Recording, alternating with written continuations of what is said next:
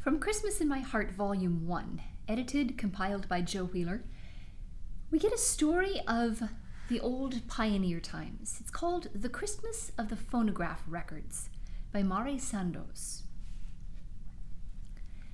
It seems to me I remember it all quite clearly. The night was very cold, steps squeaking in the frozen snow that had lain on for over 2 weeks, the roads in our region practically unbroken. But now the holidays were coming, and wagons had pushed out on the long miles to the railroad, with men enough to scoop a trail for each other through the deeper drifts. My small brother and I had been asleep in our attic bed long enough to frost the cover of the feather tick at our faces, when there was a shouting in the road before the house, running steps, and then the sound of the broom handle thumping against the ceiling below us, and Father booming out, "Get up! The phonograph is here!" The phonograph! I stepped out on the coyote skin at our bed, jerked on my woolen stockings and my shoes, buttoning my dress as I slipped down the outside stairs in the fading moon. Lamplight was pouring from the open door in a cloud of freezing mist over the back end of a loaded wagon, with 3 neighbors easing great boxes off, Father limping back and forth, shouting, "Don't break me my records!" his breath white inside his dark beard. Inside the house, Mother was poking sticks of wood into the firebox of the cook stove, her eyes meeting mine for a minute, shining, her concern about the extravagance of a talking machine when we needed overshoes for our chilblains, apparently forgotten. The 3 largest boxes were edged through the doorway and filled much of the kitchen living room floor. The neighbors stomped their felt boots at the stove and held their hands over the hot lids, while Father ripped at the boxes with his crowbar, the frozen nails squealing as they let go. First, there was the machine, varnished oak, with a shining cylinder for the records, and then the horn, a great black gilt-ribbed morning glory, and the crazy angled rod arm and chain to hold it in place. By now, a wagon full of young people from the Dutch community on Mirage Flats turned into our yard. At a school program, they had heard about the Edison phonograph going out to old Jules Sandoz. They trooped in at our door, piled their wraps in the lean-to, and settled along the benches to wait.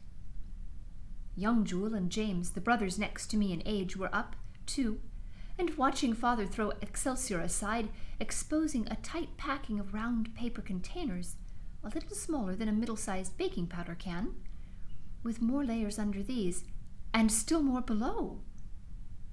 Father opened one, and while I read out the instructions in my German-accented 5th grade country school English, he slipped the brown wax cylinder on the machine, cranked the handle carefully, and set the needle down. Everybody waited, leaning forward.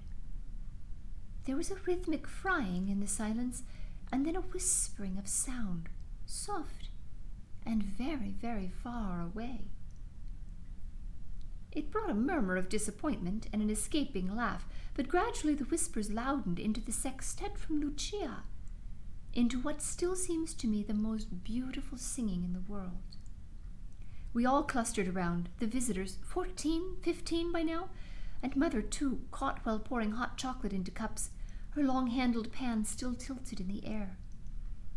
Looking back, I realized something of the meaning of the light in her face, the hunger for music she must have felt, coming from Switzerland, the country of music, to a Western government claim. True, we sang old country songs in the evening, she leading, teaching us all she knew, but plainly it had not been enough, really nothing. By now, almost everybody pushed up to the boxes to see what there was to play, or call out some title, hopefully. My place in this was established from the start. I was to run the machine, play the 2-minute records set before me. There were violin pieces for Father, among them Alpine Violet and Mockingbird from the first box opened.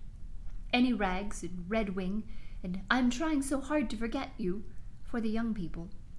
Rabbit Hash for my brothers, their own selection from the catalogue, and Schubert's Serenade and De Capella for Mother, with almost everyone laughing over Casey at the telephone, all except Father. He claimed he could not understand such broken English, he who gave even the rankest Westernism a French pronunciation. With all the trail broken to the main bridge of the region, just below our house, and this Being Christmas Eve, there was considerable travel on the road, people passing most of the night. The lighted windows, the music, the gathering of teams and saddle horses in the yard, and the sub-zero weather told them into the weathered little frame house with its lean-to. "You'd better set more yeast. We will have to bake again tomorrow," Mother told me, as she cut into a zopf, one of the braids of coffee cake baked in tins large as the circle of both her arms. This was the last of 5 planned to carry us into the middle of holiday week. By now the phonograph had been moved to the top of the washstand in my parents' calcimined bedroom, people sitting on the 2 double beds, on the round-topped trunk, and on benches carried in, some squatting on their heels along the wall. The little round boxes stood everywhere, on the dresser and on the board laid from there to the washstand, and on the window-sills, with more brought in to be played, and Father still shouting over the music, "Don't break me my records!" Some were broken, the boxes slipping out of the unaccustomed or cold-stiffened hands, the brown wax perhaps already cracked by the railroad. When the Edison military band started a gay, blaring gallop, Mother looked in at the bedroom door, pleased. Then she noticed all the records spread out there, and in the kitchen living room behind her, and began to realize their number. 300, she exclaimed in German, speaking angrily in Father's direction. "It looks to me more like 3,000. Father scratched under his bearded chin, laughing slyly. "I added to the order," he admitted. He didn't say how many, nor that there were other brands besides the Edison here, including several hundred foreign recordings obtained through a Swiss friend in New York at a stiff price. Mother looked at him, her blue eyes tragic as she could make them. "You paid nothing on the mortgage.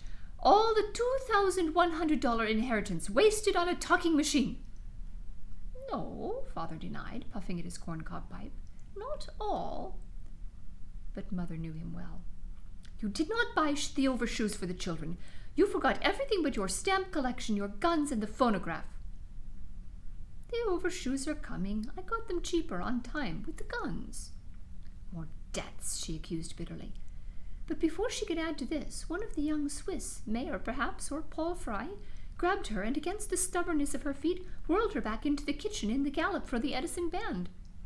He raced Mother from door to stove and back again and around, so her blue calico skirts flew out and the anger died from her face. Her eyes began to shine in an excitement I had never seen in them, and I realized now, looking back, all the fun our mother missed in her working life, even in her childhood in the old country and during the much harder years later. That gallop started the dancing. Hastily the table was pushed against the wall, boxes piled on top of it, the big ones dragged into the lean-to. Waltzes, two-steps, quadrilles, and Scottishes were sorted out and set in a row ready for me to play, while one of the men shaved a candle over the kitchen floor. There was room for only one set of square dancers, but our bachelor neighbor, Charlie Sears, called the turns with enthusiasm. The Peters girls, 2 schoolteachers, and several other young women whom I have forgotten, were well outnumbered by the men, as is common in new communities. They waltzed, two-stepped, formed a double line for a bohemian polka, or Scottished around the room, one couple close behind the other, to perhaps "It Blew, Blew, Blew."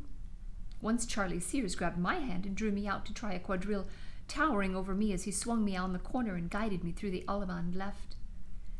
My heart pounded in shyness, and my homemade shoes compounded my awkwardness. Later, someone else dragged me out into a two-step, saying, "Like this, 1, 2, 1, 2, just let yourself go." Even old Jules had to try a round polka, even with his foot crippled in a long-ago well accident. When he took his pipe out of his mouth, dropped it, lighted into his pocket, and whirled Mother around several times, we knew that this was a special occasion. Before this, we had never seen him even put an arm around her. After the boys had heard their selection again, and "The Preacher and the Bear," they fell asleep on the floor and were carried to their bed in the lean-to. Suddenly, I remembered little Fritzli, alone in the attic, perhaps half frozen. I hurried up the slippery, frosted steps. He was crying, huddled together under the feather tick, cold and afraid, deserted by the cat, too, sleeping against the warm chimney. I brought the boy down, heavy bulk that he was, and laid him in with his brothers. By then the last people started to talk of leaving, with the moon clouded over, and the night-dark roads winding and treacherous through the drifts.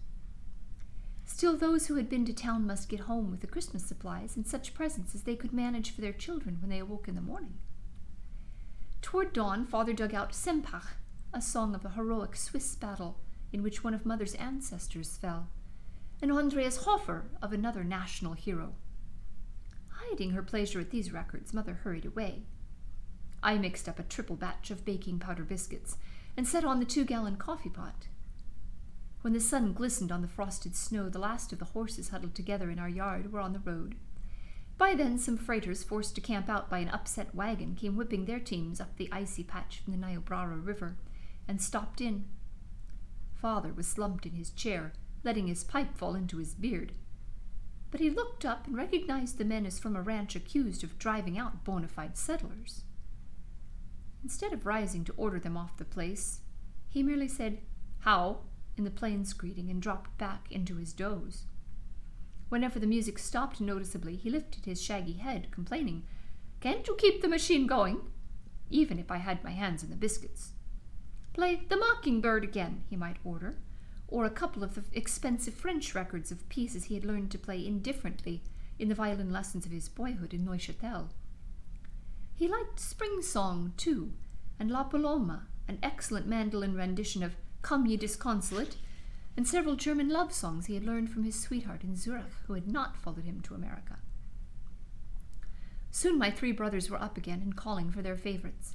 Fritzli from the top of 2 catalogues piled on a chair, shouting too, just to be heard. None of them missed the presents that we never expected on Christmas. Besides, what could be finer than the phonograph? While Mother fed our few cattle and the hogs, I worked the big stack of dishes with one of the freighters to wipe them. Afterward, I got away to the attic and slept a little, the music from below faint through my floating of dreams. Suddenly I woke, remembering what day this was, and that young Jewel and I had hoped Father might go cottontail hunting in the canyons up the river and help us drag home a little pine tree. Christmas had become a time for a tree, even without presents. A tree and singing with at least one new song learned. I dressed and hurried down. Father was asleep and there were new people in the bedroom, and in the kitchen too, talking about the wonder of music rolling steadily from the big horn. In our Swiss way, we had prepared for the usual visitors during the holidays, with family friends on Christmas, and surely some of the European home-seekers Father had settled on free land, as well as passers-by, just dropping in to get warm and perhaps be offered a cup of coffee or chocolate. Early in the forenoon, the Syrian peddler we call Solomon drew up in the yard with his high 4-horse wagon. I remember him every time I see a picture of Krishna Menon, the tufted hair, the same lean yellowish face and long white teeth. Solomon liked to strike our place for Christmas because there might be customers around. Besides, there was no display of religion to make him uncomfortable in his Mohammedanism. Father said that was so, although one might run into a stamp-collecting priest or a hungry preacher at our house almost any other time. So far as I know, Solomon was the first to express what others must have thought. "Excuse it, please, Mrs. Sandoz," he said, in the polite way of peddlers, "but it seemed to an uneducated man like me. The new music is for fine palace." Father heard him. "Nothing's too good for my family and my neighbors," he roared out. "The children have the frozen feet," the man said quietly. "Frozen feet heal. What you put into mind lasts." The peddler looked down into his coffee cup, half full of sugar, and said no more. It was true that we had always been money poor, and plainly would go on so. But there was plenty of meat and game, plenty of everything that the garden, the young orchard, the field, and the open country could provide, and for all of which there was no available market. Our bread, dark and heavy, was from our hard macaroni wheat ground at a local watermill. The cellar full of our own potatoes, barrels of pickles and sauerkraut, and hundreds of jars of canned fruit and vegetables, crocks of jams and jellies, wild and tame, including buffalo berry, that wonderful tart golden-red jelly from the silvery bush that seems to retreat before close settlement, much like the buffalo and the whooping crane. Most of the root crops were in a long pit outside, and the attic was strung with little sacks of herbs and poly seeds, bigger ones of dried green beans, sweet corn, choke cherries, sand cherries, and wild plums. Piled along the low sides of the attic were bushel bags of popcorn, peas and beans, lentils, the flour stacked in rows with a room between for the mousing cat. Sugar, coffee, and chocolate were practically all we bought for the table, with perhaps a barrel of blackstrap molasses for cookies and brown cake, all laid in when the fall roads were still open.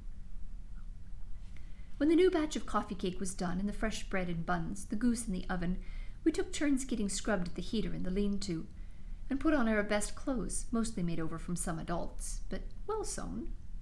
Finally, we spread Mother's 2 old country linen cloths over the table for 22 places.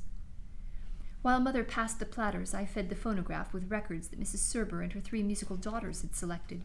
Soothing music. Bach, Mozart, Brahms, and the Moonlight Sonata, on 2 foreign records that Father had hidden away so they would not be broken, along with an a cappella Stille Nacht, and some other foreign ones Mother wanted saved. For lightness, Mrs. Serber had added The Last Rose of Summer to please Elsa, the young soprano soon to be a professional singer in Cleveland, and a little Strauss and Puccini, while the young people wanted Ada Jones and Monkeyland by Collins and Harlan. There was stuffed Canada goose with the buffalo berry jelly, watercress salad, chow-chow and pickles, sweet and sour, dried green beans cooked with a hint of garlic, carrots, turnips, mashed potatoes and gravy with coffee from the start to the pie, pumpkin and gooseberry. At the dishpan set on the high water bench, where I had to stand on a little box for comfort, the dishes were washed as fast as they came off the table with a relay of wipers. There were also waiting young men and boys to draw water from the bucket well, to chop stove wood and carry it in. As I recall now, there were people at the table for hours.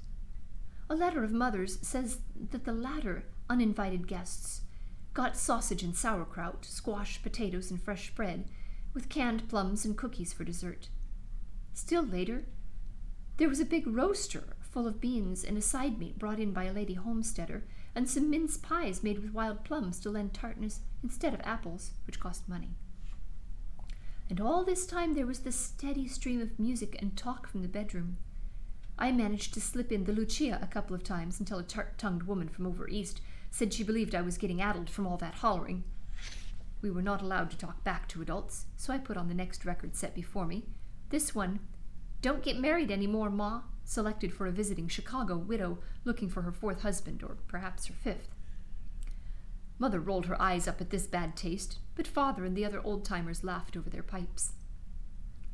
We finally got Mother off to bed in the attic for her first nap since the records came.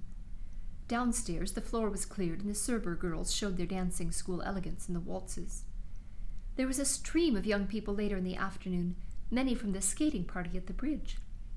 Father, red-eyed like the rest of us, limped among them, soaking up their praise, their new respect. By this time, my brother and I had given up having a tree. Then a big boy from up the river rode into the yard dragging a pine behind his horse. It was a shapely tree, and small enough to fit on a box in the window out of the way. The youth was the son of Father's worst enemy, the man who had sworn in court that Jules Sandoz shot at him and got our father 30 days in jail, although everybody, including the judge, knew that Jules Sandoz was a crack shot and what he fired at made no further appearances. As the sun came in with the tree, someone announced loudly who he was. I saw Father look toward his Winchester on the wall, but he was not the man to quarrel with an enemy's children. Then he was told that the boy's father himself was in the yard. Now Jules Sandoz paled above his bearding, paled so the dancers stopped, the room silent under the suddenly foolish noise of the big horned machine. Helpless, I watched Father jump toward the rifle. Then he turned, looked to the man's gaunt-faced young son. "Tell your old man to come in. We got some good Austrian music." So the man came in and sat hunched over near the door. Father had left the room, gone to the lean-to, but after a while he came out, said his how to the man, and paid no attention while Mrs. Serber pushed me forward to make the proper thanks for the tree that we were starting to trim as usual. We played the Blue Danube and some other pieces long forgotten now for the man, and passed him the coffee and Kuchli with the others. He tasted the thin, flaky fry cakes. "Your mother is a good cook," he told me, "a fine woman." When he left with the skaters, all of Father's friends began to talk at once, fast, relieved. "You could have shot him down on your own place and not gotten a day in the pen for it," one said. Old Jules nodded. "I got no use for his whole outfit, but the music is for everybody." As I recall now, perhaps a half-dozen of us, all children, worked at the tree, looping my strings of red rose hips and popcorn around it, hanging the people and animal cookies with choke cherry eyes, distributing the few Christmas tree balls and the tinsel and candle holders that the servers had given us several years before. I brought out the boxes of candles I had made by dipping string in melted tallow, and then we lit the candles, and with my schoolmates I ran out into the cold of the road to look. The tree showed fine through the glass. But now I had to go to bed, although the room below me was alive with dancing, and I remember that Jewel and I had not sung our new song, Amerika ist ein schönes Land, at the tree. Holiday week was much like Christmas, the house full of visitors as the news of the fine music and the funny records spread.